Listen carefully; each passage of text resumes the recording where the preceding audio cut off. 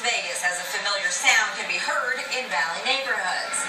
You may have noticed something strange happening in your community. Yeah, construction workers and heavy equipment returning to projects that were abandoned for years. The economy is improving, but Las Vegas is climbing out of a much deeper hole than the rest of the country. So are these projects really going to get built this time, or will you be living next to more half-completed projects? Ever since the economy imploded in 2007, they stood quiet. Giant developments that promised to shake up the landscape of Las Vegas ended up in the recession's chokehold. The money ran out and the developers bailed, leaving Las Vegans with a changed landscape, all right. Steel boneyards representing failed dreams from another time. But now, life.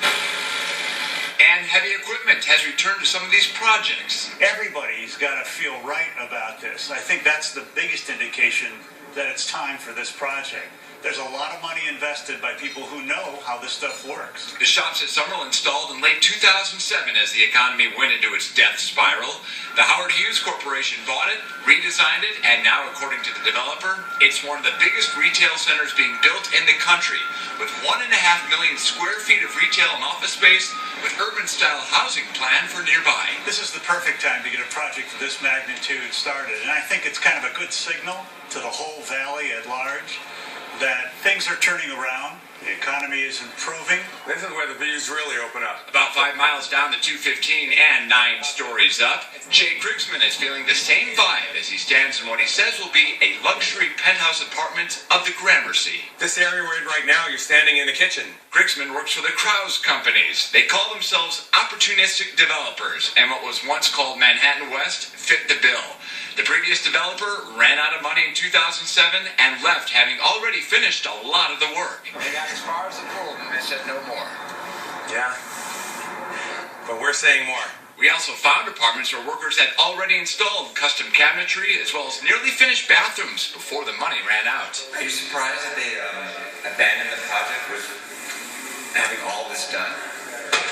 You know, when you run out of money, you run out of money. Krause bought the project for cents on the dollar and renamed it the Gramercy. What this will become is, using the New York theme, will become our Central Park. And the vision is to create a place where people can come and live, work, and play that's not on the Strip. But the fact is, crews are still months away from swinging hammers at the Gramercy, which begs the question, is this another pie-in-the-sky idea from a developer who talks a good game? And you understand how Las Vegans have kind of felt burned by developers in the past, that they've built up these projects and then they bail.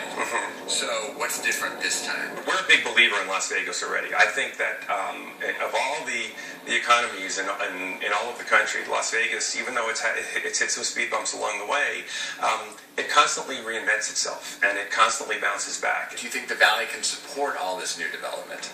I think out here the Valley can support it. John Restrepo is a real estate economist and says things are different this time. For one, everyone is a lot more cautious about being burned by another downturn. Right after this Great Recession, we're pretty still kind of stunned by it and still kind of learning. I think we've grown up a bit of how we manage our investments and our spending and debt and all those things. And therein lies the big difference this time around. The developers of Gramercy and Shops at Summerlin have sunk a lot of their own money into the projects, making a pullout more painful. You know, we've seen these big projects start and then stop again, so how can we be sure that this one is for real and it's going to stick?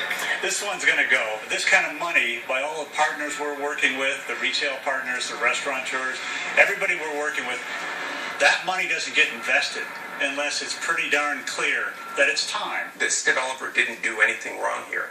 We're just finishing the vision and making it a little bit better, and I think our timing is perfect. New promise for 2 developments left for dead.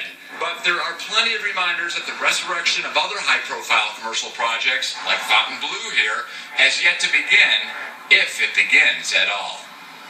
Krigsman says the county is fast-tracking his permits, and his company hopes to open Gramercy by summer of 2015. The Shops at Summerlin plan on opening October 9th of next year.